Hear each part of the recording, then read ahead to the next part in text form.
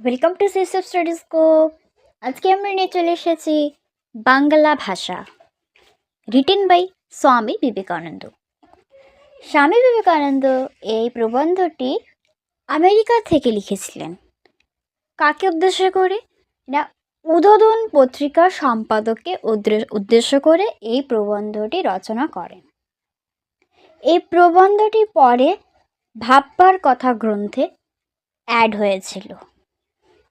ওকে, আমাদের দেশে প্রাচীনকাল থেকে সংস্কৃতয় সমস্ত বিদ্যা থাকার দরুন বিধান এবং সাধারণের মধ্যে একটা অপার সমুদ্র দাঁড়িয়ে গেছে। বুদ্ধ থেকে চৈতন্য রামকৃষ্ণ পর্যন্ত যারা লোকহিতা এসেছেন তারা সকলেই সাধারণ লোকের ভাষায় সাধারণকে শিক্ষা দিয়েছেন।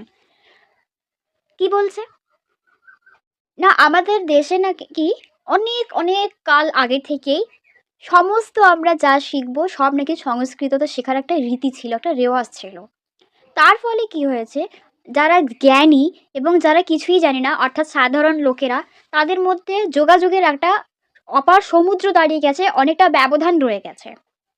বলছে বুদ্ধ থেকে চৈতন্য রামকৃষ্ণ মানে যারা যারা ধর্ম প্রচার করেছিলেন, যারা যারা বাণী প্রচার করেছিলেন, নিজস্ব বাণী, লোকহিতা এসেছেন তারা, অর্থাৎ লোকের কল্যাণের জন্য, মঙ্গলের জন্য তারা এসেছিলেন। তারা কিন্তু সেই সংস্কৃত ভাষায় আর নিজেদের বাণী প্রচার করেনি, তারা সাধারণ চলতি ভাষায় অর্থাৎ নর্মাল মানুষরা যেভাবে কথা বলে সেই ভাষায় নিজেদের বাণী প্রচার করেছিল। পাণ্ডিত্য অবশ্য উৎকৃষ্ট, পাণ্ডিত্য কিন্তু 100% পাণ্ডিত্য ভালো, কিন্তু কটমট ভাষা যা অপ্রাকৃতিক কল্পিত মাত্র, তাতে ছাড়া কি আর পাণ্ডিত্য হয় না? বলছে যে ভাষাটা কটমট এবং যেটা প্রাকৃতিক নয়, যেটা তৈরি করা হয়েছে এবং যেটা কল্পনায় জাস্ট যে ভাষাটার অবস্থিত, সেই ভাষা ছাড়া কি আর চলতি ভাষায় পাণ্ডিত্য করা সম্ভব হয় না? লেখাপড়া করা যায় না? জ্ঞান অর্জন করা যায় না? চলতি ভাষায় কি আর শিল্প নৈপুণ্য হয় না? স্বাভাবিক ভাষা ছেড়ে একটা অস্বাভাবিক ভাষা তৈয়ার করে কি হবে? একটা নর্মাল ভাষা যেটা আমরা ইউজ করছি না, আমরা একটা অস্বাভাবিক ভাষা যেটাকে আমরা ক্রিয়েট করছি, তৈরি করছি কেন?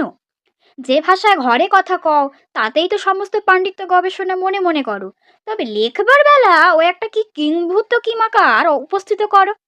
যে ভাষায় নিজের মনে দর্শন বিজ্ঞান চিন্তা করো, 10 জনে বিচার করো, সে ভাষা কি দর্শন বিজ্ঞান লিখবার ভাষা নয়?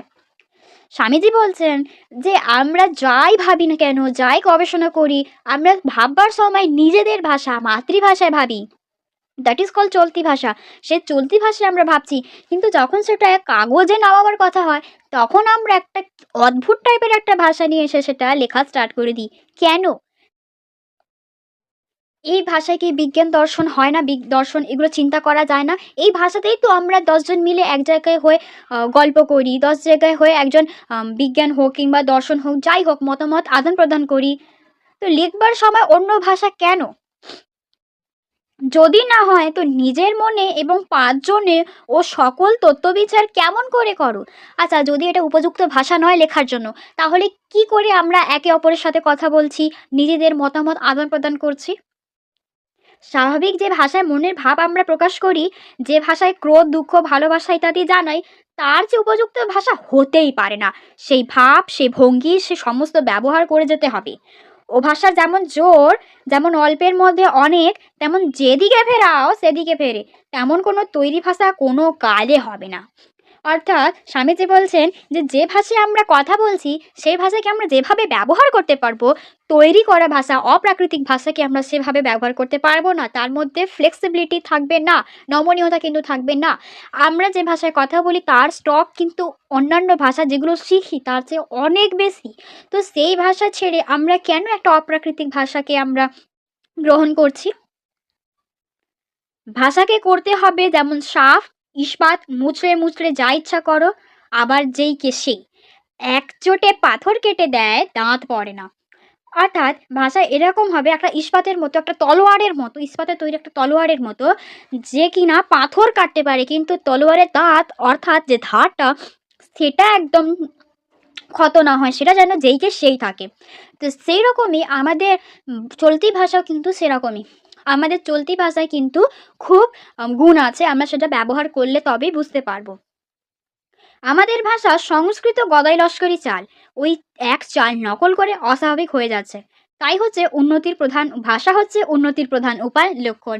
আমরা যে ভাষায় কথা বলি না, তা সংস্কৃতরও গদাই লস্করি চাল, অর্থাৎ সংস্কৃতকে অনুসরণ করে এই ভাষাটা নাকি এসেছে। তাই সংস্কৃতের চাল নকল করে করে, আচ্ছা, চাল নকল করাকেই বলা হয় গদাই লস্করি চাল। তো সেই চালটা নকল করে করে আমাদের ভাষাটা যা ছিল সেটাও কিন্তু অস্বাভাবিক হয়ে পড়ছে। ভাষা হচ্ছে একটা উন্নতির প্রধান উপায়। ওকে, তাই এটা আমাদের কি করতে হবে, শুধরে নিতে হবে সময় মতো। স্বামীজি বলছেন, যদি বলো ও কথা বেশ, তবে বাংলাদেশের স্থানে স্থানে রকমারি ভাষা, কোনটি গ্রহণ করব? আচ্ছা, সংস্কৃত যখন গ্রহণ করছিলাম তখন তো একটাই ভাষা ভাই, সংস্কৃত। কিন্তু আমাদের বাংলায়, অবিভক্ত বাংলায় তখন হাজার রকমের মানুষ হাজার বাংলায় কথা বলে, তাই না? তো বাংলাদেশের দিকে যে বাংলায় কথা বলে, কলকাতার মানুষরা সেই বাংলায় কথা বলে না। ওকে, আলাদা আলাদা অঞ্চল, এরিয়া ওয়াইজ, হাওড়া দক্ষিণ চব্বিশ পরগনার লোকেরা যে বাংলায় কথা বলে সেটা বাংলাদেশের লোকেরা বলে না। এরিয়া ওয়াইজ কী হয় না, বাংলা ভাষা একটু পরিবর্তন দেখা যায়। তো কোনটি গ্রহণ করব, লোকে জিজ্ঞেস করতেই পারে। প্রাকৃতিক নিয়মে যেটি বলবান হচ্ছে, শক্তিশালী হচ্ছে এবং ছড়িয়ে পড়ছে, সেটিই নিতে হবে। অর্থাৎ কলকেতের ভাষা, ভেরি ইম্পর্টেন্ট। কলকেতের ভাষাকে আমাদের কি করতে হবে, গ্রহণ করতে হবে। কেন না, পূর্ব পশ্চিম যেদিক হতে আসুক না, একবার কলকেতের হাওয়া খেলে দেখছি সেই ভাষাই লোকে কয়। অর্থাৎ যে কোনো জায়গা থেকে যদি কলকাতায় কেউ ঘুরতে আসে, সেখানকার হাওয়া খায়, তাহলে কিন্তু সে ওই ভাষাটাই গ্রহণ করে নেয়। এটা স্বামীজি বলছেন। তখন প্রকৃতি আপনিই দেখিয়ে দিচ্ছেন যে কোন ভাষা লিখতে হবে।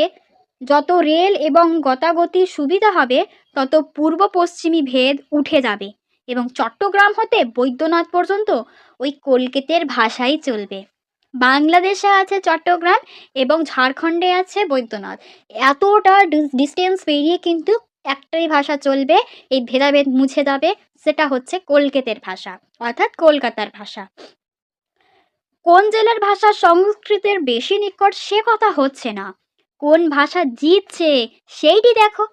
যখন দেখতে পাচ্ছি যে কলকাতার ভাষাই অল্প দিনে সমস্ত বাংলাদেশের ভাষা হয়ে যাবে, তখন যদি পুস্তকের ভাষা এবং ঘরে কথা কোয়া ভাষা এক করতে হয়, তো বুদ্ধিমান অবশ্যই কলকাতার ভাষাকেই ভিত্তিস্বরূপ গ্রহণ করবেন। বোঝা গেছে? অর্থাৎ যদি আমরা বুঝতে পারি যে সারা বাংলায় একটাই ভাষা চলবে এবং সেটা যদি লিখিত ভাষা হয়, তাহলে আমাদের বুদ্ধিমানের কাজ কি, ঘরেও আমাদের ওই ভাষায় ইউজ করা উচিত, স্বামীজির মতামতে। এথায় গ্রাম্য ইচ্ছাটিকেও জলে ভাসান দিতে হবে। অর্থাৎ আমি অমুক গ্রামে থাকি, আমার গ্রামের এই ভাষা, ওই গ্রামের ভাষা আমি কেন বলতে যাব? এই হিংসাটিকে আমাদের কি করতে হবে, পরিত্যাগ করতে হবে। সমস্ত দেশের যাতে কল্যাণ হয়, সেটা তোমাদের জেলা বা গ্রামের প্রাধান্যটি ভুলে যেতে হবে। আচ্ছা, যেখানে দেশের কল্যাণটা ইম্পর্টেন্ট, সেখানে আমাদের গ্রামের ইম্পর্টেন্সটা ছোট, বড্ড ছোট, সেটাকে ভুলে যাওয়াই যায়। ওকে, ভাষা ভাবের বাহক। আমরা মনের যে ভাব, ভাষার মাধ্যমে তা প্রকাশ করি। তো ভাষার বাহক হলো, মনের ভাবের বাহক হলো ভাষা। ভাবই প্রধান, ভাষা পরে, আগে ভাব আসে, সেটাকে আমরা প্রকাশ করার জন্য ইউজ করি ভাষা। তো আগে কে, ভাব। ওকে, হিরেমতির সাজ পরানো ঘোড়ার ওপর বাদর বসালে কি ভালো দেখায়? বলছি, একটা ঘোড়া যাকে খুব সুন্দর করে আমরা সাজিয়ে রেখেছি, তারপর যদি আমরা বাদর বসিয়ে দিই, তাহলে কি ভালো দেখাবে? সংস্কৃতর দিকে দেখো দেখি, ব্রাহ্মণের সংস্কৃত দেখো, সবর স্বামীর মীমাংসা ভাষ্য দেখো, পতঞ্জলির মহাভাষ্য দেখো, শেষ আচার্য শঙ্করের ভাষ্য দেখো, আর অর্বাচীনকালের সংস্কৃত দেখো। অর্থাৎ এখানে ফেমাস ফেমাস কটা রাইটারের নাম নিয়ে তাদের বইতে যে সংস্কৃত ভাষাটা রাইটাররা ইউজ করেছেন, সেই সংস্কৃতের তুলনায় আজকের সংস্কৃত কিন্তু অনেকটাই ভ্যালুলেস হয়ে গিয়েছে। বিকজ সংস্কৃতের মান মর্যাদা হারিয়ে গেছে। আগে যে সংস্কৃত ভাষাটা ব্যবহার করা হচ্ছিল তা ছিল অতি উচ্চ মানের, কিন্তু এখন সেই মানটা রাইটারদের হাত থেকে কমে গিয়েছে। ওকে, অর্বাচীন কালের যে সংস্কৃত আছে সেটা কিন্তু আগের মতো আর নেই। তাই বলছে যে হিরেমতির সাজে যে ঘোড়া আছে, তার উপর কি বাদর বসালে ভালো লাগবে? আগে যে সংস্কৃত ছিল, এখন তার সাথে কিন্তু তুলনা করলে হবে না।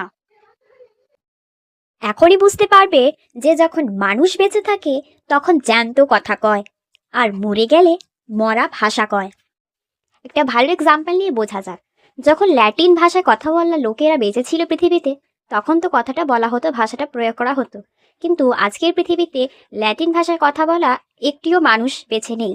তাই আমরা সকলে মিলে ল্যাটিন ভাষাকে as a dead language declare করে দিয়েছি। ডেড ল্যাঙ্গুয়েজ অর্থাৎ মরা ভাষা। অর্থাৎ যখন সংস্কৃত ভাষায় কথা বলা লোকেরা বেঁচে ছিল, যখন মহান মহান লেখকরা সংস্কৃত ভাষায় লিখবার ভাষা হিসেবে প্রয়োগ করতো, তখন তার লেভেলটা আলাদা। কিন্তু এখন তো সেরকম কেউ আর বেঁচে নেই, তাই এখন আমাদের জন্য এটা কিন্তু একটা মরা ভাষা। স্বামী বিবেকানন্দ চলতি ভাষাকে এর জন্য ইম্পর্টেন্স দিচ্ছেন যে সংস্কৃত ভাষা প্রয়োগ করতে আজকে আমরা কেউই অতটা জ্ঞানী নই বা দক্ষ নই। যত মরণ নিকট হয়, নতুন চিন্তা শক্তির যত ক্ষয় হয়, ততই দু একটা পচা ভাব রাশিকৃত ফুলচন্দন দিয়ে থাকবার চেষ্টা হয়।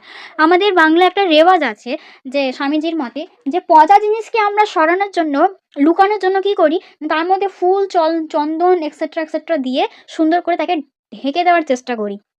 কিন্তু বলে না, পেটে ক্যান্সার হলে মুখে মেকআপ করে তো কোনো লাভ হয় না। ঠিক তেমনই সংস্কৃতি কিন্তু এখন আগের মতো নেই। তাকে এখন অত গুছিয়ে সাজিয়ে ব্যবহার করাটা কিন্তু বোকামি একটা। বাপরে, সে কি ধুম! 10 পাতা লম্বা লম্বা বিশেষণের পর দুম করে রাজা আসিত, অর্থাৎ বলছে অমুক রাজা, হেই সেই রাজা, রাজা ও, রাজা সে, রাজা এ, মানে সাপোজ রাজার নামে অনেক কটা বিশেষণ। বিশেষণ হচ্ছে যে নাউনের আমরা ইম্পর্টেন্সটা, গুরুত্বটা বোঝাতে চাইছি, যে রাজা ভালো, রাজা বুদ্ধিমান, রাজা সর্বশক্তিমান, এক্সেট্রা এক্সেট্রা। তারপর দুম করে বলছে রাজা আসিত, অর্থাৎ রাজা ছিলেন, রাজা এখন নেই। তো যে নেই তার এত লম্বা লম্বা বিশেষণ দেওয়ার আবার কি মানে? আহা হা, কি প্যাচ হওয়া বিশেষণ, কি বাহাদুর সমাজ, কি শ্লেষ! ওকে, শ্লেষ কথার অর্থ হচ্ছে অলংকার। আচ্ছা, সমাস, অলংকার, আমরা বিশেষণ, এগুলো আমরা বাক্যকে কিংবা কোনো লেখাকে সুন্দর করার জন্য ব্যবহার করি। ওকে, তো যে অলরেডি মরা মরা অবস্থা, তাকে তো সাজিয়ে আর কোনো লাভ হয় না। তো স্বামীজি সেটাই বলছেন, সংস্কৃতকে এখন ওরকম লম্বা লম্বা সমাস, বিশেষণ এবং শ্লেষ বা অলংকার দিয়ে সাজিয়ে আর কোনো লাভ নেই। কারণ এবার ওর মরা মরা অবস্থা, ওটাকে ত্যাগ করাই শ্রেয়। ওসব মরার লক্ষণ। যখন দেশটা উৎসন্ন যেতে আরম্ভ হলো, তখন সেই সব চিহ্ন উদয় হলো। ওটি শুধু ভাষায় নয়, সকল শিল্পতেই এলো। তো এই যে মৃত্যু যখন সামনে আছে, তখন শুধু ভাষা কেন, শিল্পগুলোতে যে যত কটা শিল্প রয়েছে, সব কটাই শিল্প যখন মরা মরা অবস্থা, তখন সেটাকে ঢাকবার চেষ্টা আমাদের দেশে কিন্তু এটা প্রচলিত। বলছে, উদাহরণ দিয়েছেন স্বামীজি, বলছেন বাড়িটার না যে ভাব না ভঙ্গি, থামগুলো কুদে কুদে সারা করে দিলে। বলছে বাড়িটার কিন্তু অবস্থা খুবই খারাপ, কখন ভেঙে পড়বে ঠিক নেই, কিন্তু তাকে কুদে কুদে, অর্থাৎ তাকে পেরে খাতুড়ি দিয়ে ঠুকে ঠুকে তার মধ্যে হেভি ডিজাইন করা হলো, তার কোনো কিন্তু মানে হয় না। যে বাড়িটা থাকবার উপযোগী নয়, তাতে হেভি ডিজাইন করার কোনো মানে হয় না।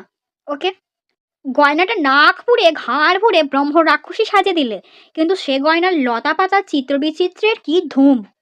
বলছে কোনো একজনকে যদি গয়না কোথাও না, কখনো তার নাক ফুঁড়ো করে, কখনো ঘাড় ফুঁড়ো করে সারা গায়ে গয়না যদি পরিয়ে দাও, তাহলে কি তাকে আর সুন্দর দেখাবে? বরং ব্রহ্ম রাক্ষসী দেখাবে। গান হচ্ছে কি না কান্না হচ্ছে কি ঝগড়া হচ্ছে, তার কি ভাব কি উদ্দেশ্য, তা ভরত ঋষিও বুঝতে পারে না। আবার আমাদের ভাষার মধ্যে এরকমও হয় কি, সেটা গান হচ্ছে কি কান্না হচ্ছে, সাধারণ লোক তো বুঝতে পারবেই না, প্লাস ভরত ঋষি, যিনি নাট্যশাস্ত্রের জন্য, সঙ্গীতের জন্য অনেক ফেমাস, তিনি পর্যন্ত বুঝতে পারবে না, তো আমরা তো দূরের কথা। আবার সে গানের মধ্যে প্যাঁচের কি ধুম, সে কি আঁকাবাঁকা ডামাডোল, ৩৬ নারী টান, তাই রে কি বাপ! যত রাগ রাগিনী সঙ্গীতের মধ্যে দেখা যায়, সে সমস্ত যদি একটা গানের মধ্যেই অ্যাপ্লিকেবল হয়, একটা গানে সব অ্যাপ্লাই করে দিয়েছে, তাহলে কিন্তু সেই গানের কি আর কোনো মানে হয়? সেটা কি আর ভালো দেখাবে, বরং খারাপই দেখাবে। তার উপর মুসলমান ওস্তাদের নকলে দাঁতে দাঁত চেপে নাকের মধ্যে দিয়ে আওয়াজে সে গানের আবির্ভাব। এগুলো শোধরানোর লক্ষণ এখন হচ্ছে, এখন ক্রমে বুঝবে যে সেটা ভাবহীন, প্রাণহীন। সে ভাষা, যে শিল্প, সে সঙ্গীত কোনো কাজের নয়। যে ভাষায়, অর্থাৎ সংস্কৃত ভাষায় আমরা যেভাবে মরা মরা অবস্থায় তাকে দিয়ে ঢাকবার চেষ্টা করছি, তাকে অনেক রকমের অলংকার যে সাজানোর চেষ্টা করছি, সে বাড়িটা যেখানে থাকবার উপযোগী নয়, তাকে আমরা সাজানোর চেষ্টা করছি, কিংবা যে কোনো শিল্প হোক, সঙ্গীত হোক, এরকম দাঁতে দাঁত চেপে কারোর নকল করে আমরা সমস্ত রাগ রাগিনী একটা গানের মধ্যে দিয়ে তাকে যে সাজানোর চেষ্টা করছি, এগুলো কোনো কাজের নয়। এখন বুঝবে যে জাতীয় জীবনে যেমন বল আসবে, তেমন তেমন ভাষা, শিল্প, সঙ্গীত প্রভৃতি আপনা আপনি ভাবময় প্রাণপূর্ণ হয়ে দাঁড়াবে।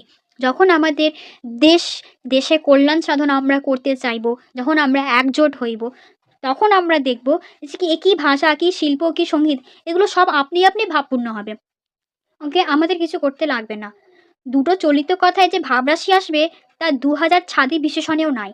এত বিশেষণ ইউজ করে কোনো লাভ হবে না। দুটো চলতি কথাই কিন্তু এনাফ। তখন দেবতার মূর্তি দেখলেই ভক্তি হবে। গহনা পরা মেয়ে মাত্রই দেবী বলে বোধ হবে। আর বাড়িঘর দোর সব প্রাণস্পন্দনে ডগমগ করবে। অর্থাৎ যখন আমরা দেবীকে অত নাক ফুঁড়ে, ঘাড় ফুঁড়ে, গয়নাগাটি পরিয়ে যখন সাজাবো না, তখন মূর্তিটা দেখলেই আমাদের মনে হবে না, এ তো দেবী। আর বাড়িঘর প্রাণস্পন্দনে কখন ডগমগ করবে? না, যখন সেগুলো বসবাসের উপযোগী হবে। এগুলো আমাদের বুঝতে হবে। তাকে হেভি ডিজাইন করে কোনো লাভ নেই। আশা করি তোমরা বুঝতে পেরেছো। দেখা হবে আবার নেক্সট ভিডিওতে। Thank you for watching.